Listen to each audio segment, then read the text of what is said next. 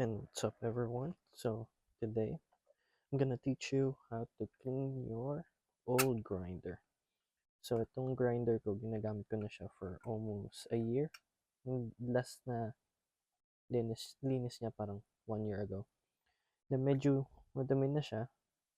And then tuturuan ko kayo paano ko nililinis to. So mabilis lang siya. So first you need a brush. You need a Ziploc bag, alcohol. Yung mas mataas na percentage, mas better. Salt, mas maganda yung mga rock salt since malaki yung marami siyang surface area. Wala lang ako, iodized lang meron. So, gagana din naman siya. And then, linisin natin bowl natin. I mean, yung grinder. So, meron ng mga keef. Sayang yan. Kolektahin natin.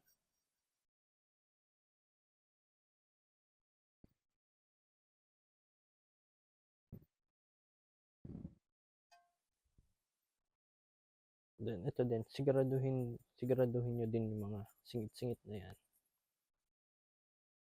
Nababrush nyo kasi may mga keef pa rin yan. Sayang. Lalo yung mga gilid na to. Yan.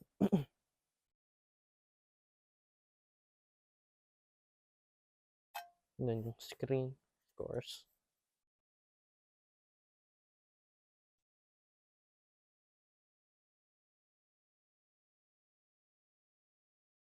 So yan, after nyo gawin yan, tabi na natin ito. Pwede nyo siyang ilagay sa freezer muna ng mga 1 hour para malusin up yung mga trichome sa mga gilid-gilid. Pero pwede naman siyang diretso na sa alcohol. So, saglit lang, meron pa to.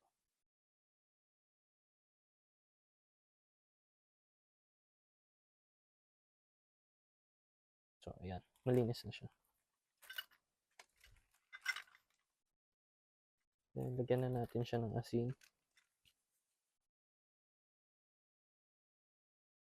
Damihan nyo. Mas maganda, mas marami. Yan. Konti pa.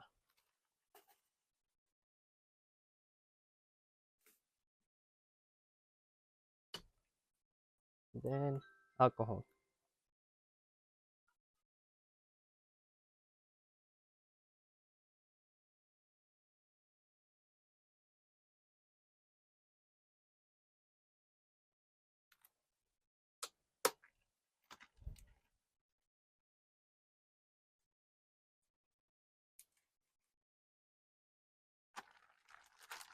Then, shake.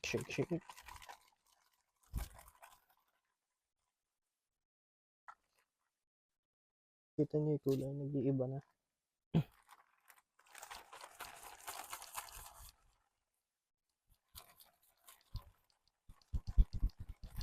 Then, babad ko muna siya and then balik tayo after mga mas madumi kasi mas matagal yung ibabad. So, ito siguro mga 20 to 30 minutes. Balik tayo. Pero mas madumi, mga 1 hour, 2 hours, ganun. And then, habang nagre-rest siya, halu-haluin nyo lang.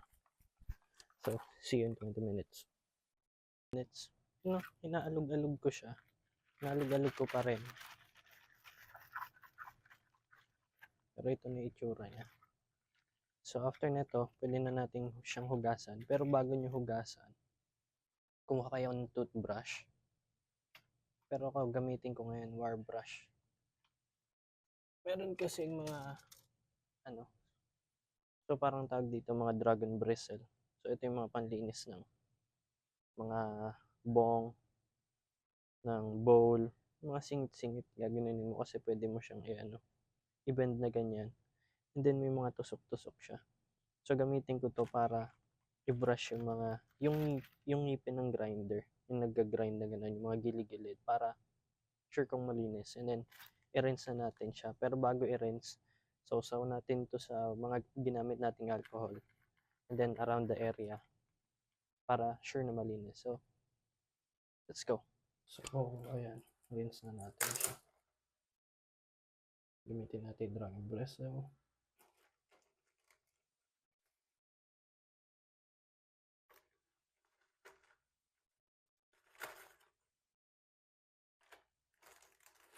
Sausaw natin siya.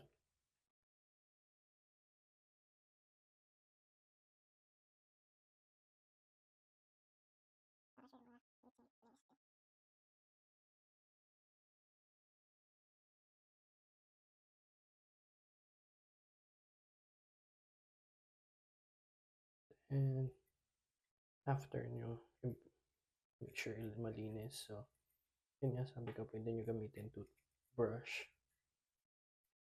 Wala lang akong pwedeng gamitin ngayon, kaya ito ginagamit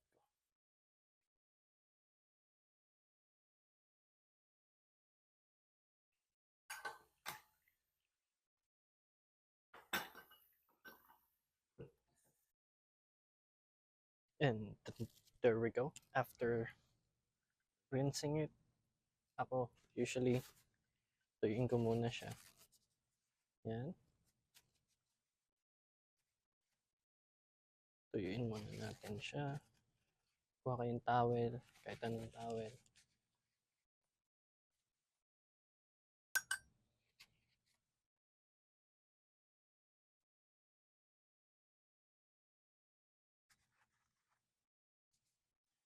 And tip, pagkahugas nyo, kasi ano nga siya hindi naman malilinis na masyado.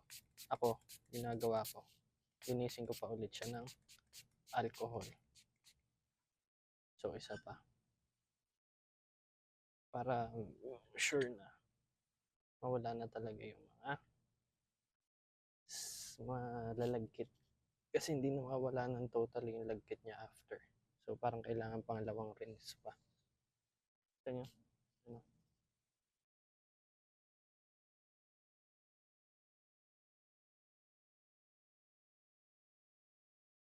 Para yan, sure na tayo malinis na yung grinder natin. Especially sa labas, linisin nyo kasi ayun yung lumagkit yung labas ng grinder nyo. Diba?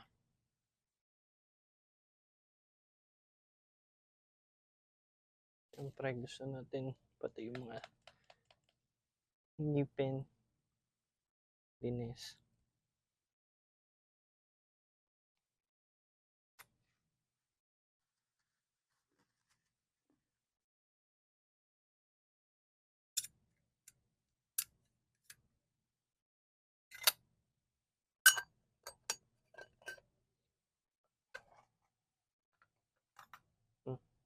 There you go.